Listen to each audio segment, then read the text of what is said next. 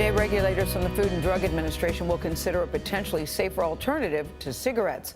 Philip Morris International, that's a maker of Marlboro and other top brands, wants the FDA to approve a new tobacco device. It's called Iqos. The company says the pen-like product creates an aerosol that's less toxic than cigarette smoke and poses less risk of disease. Smoking is the leading cause of preventable deaths in the U.S. Tony DeCopel recently went to Toronto, Canada, where Iqos is already available, to learn about the product and the science behind it. Tony, good morning. Good morning. We should point out that unlike an e-cigarette, which uses a liquid containing nicotine, Iqos uses sticks of real tobacco, warming them to below the temperature that produces smoke. That, according to Philip Morris, can save lives. But critics worry the primary goal is profit as traditional cigarette sales dry up. Not far from Niagara Falls. All right, here we go. We're on our way to Canada. On a hip street in Toronto, Philip Morris is building what it says is the future of tobacco. Hi, I'm Tony. This is an Iqos boutique, one of many now open in about 30 countries, where Philip Morris promises to quit traditional cigarettes and sell Iqos instead.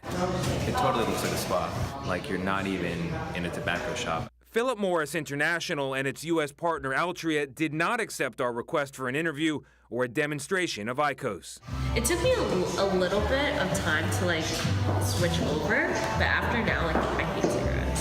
So we came here to Toronto to experience the sales process ourselves. Over the sound of a noisy espresso machine, we heard Iqos pitched as a cleaner alternative to traditional cigarettes. So what's in this is there's just tobacco and nicotine. In a statement to CBS this morning, Philip Morris International said, "Our goal is to convert every adult smoker who would otherwise keep smoking to smoke-free products such as Iqos.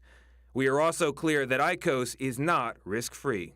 What Philip Morris does argue in its FDA application is that if smokers converted to Iqos, it would significantly reduce harm and the risk of tobacco-related disease. Nicotine is what gets people hooked. But USC professor Adam Leventhal worries Iqos might actually drive people back to cigarettes. What concerns me, I think, is that this looks like a cigarette. It reminds you of a cigarette. And we know if you get reminded of cigarettes and you're trying to quit, it's a high-risk situation. It makes you want to go back to smoking. Leventhal is an expert on smoking and public health. We better turn this off. I'm worried about my... You genuinely worry? Yeah. All right, there we go. There you go. The American Cancer Society cautions most of the research on Iqos has been funded by Philip Morris. A recent independent study concluded that the physical effects of Iqos on users are not yet known. On the continuum, right, you have air here. Over here you have some sort of toxic gas. And then you have cigarettes, then probably somewhere in the middle, heat not burn products like the Iqos. And then somewhere down here, electronic cigarettes potentially. Philip Morris says it welcomes independent studies and encourages third parties to conduct their own research on smoke-free products and to verify our science. Some American smokers, like Indiana resident Amy Lane, aren't waiting for the FDA to rule on Iqos.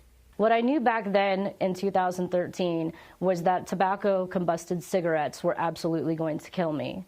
After smoking for 22 years, she's now a seller of e-cigarettes and a smoke-free advocate who makes special trips to London to get Iqos for personal use. So when you ask about, well, what happens with Philip Morris, they've lied in the past. Of course they have. But what happens to my body, how I feel compared to when I was smoking combustible cigarettes, there is no question that I feel 100% better.